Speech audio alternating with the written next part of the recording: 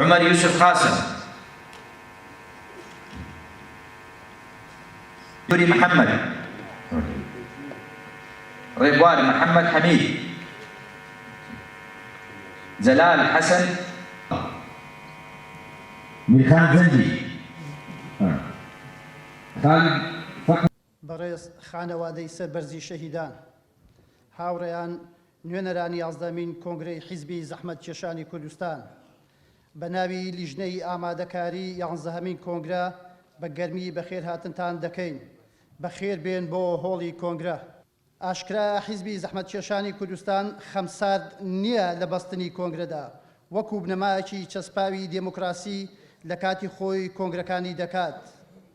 ئەمڕۆژ لە ژێر دروشمی حکومڕانێکی دادپەروەرانە چاکسازی و دابینکردنی کار یانزەهەمین کۆنگرەی ئاسایی خۆی دەبەستێت.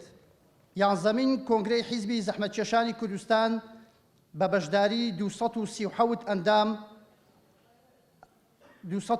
ئەندام کۆنگرە بەڕێوە دەچێت کە نوێنەرایەتی ئۆرگانەکانی حیزب لە شار و شارۆچکە جیاوازەکانی باشووری کوردستان و هەندەران دەکەن. لیژنەی ئامادەکاری کۆنگرە سوپاسی هەموو کادیر و ئەندامانی حیزب دەکات کە لە پرۆسەی هەڵبژاردننی نوێنەرایەتی کۆنگرە لە ئۆرگان و کۆمیتەی پارێزگا و ئەنجومەنە قەزاکان ئامادە بوون.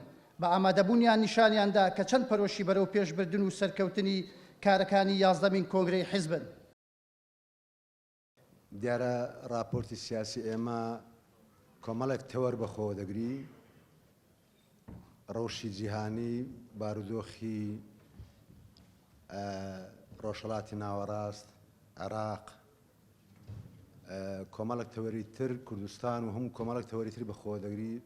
بە حکمەوەی راپۆرتەکە کەمێک دوور و درێژە و برایانی ڕاگەیاندنیش دیارە ئیلتیزامی تریان هەیە، بۆیە ئەو تەوەرانەی کە زۆر گرنگن سەبارەت بە ڕەوشی کوردستان و عێراق و پارچەکانی کوردستان و ڕۆژهەڵاتی ناوەڕاست هەر ئەو تەوەرە دەخوێنینەوە، داوا لێبوردنتان لێ دەکەین.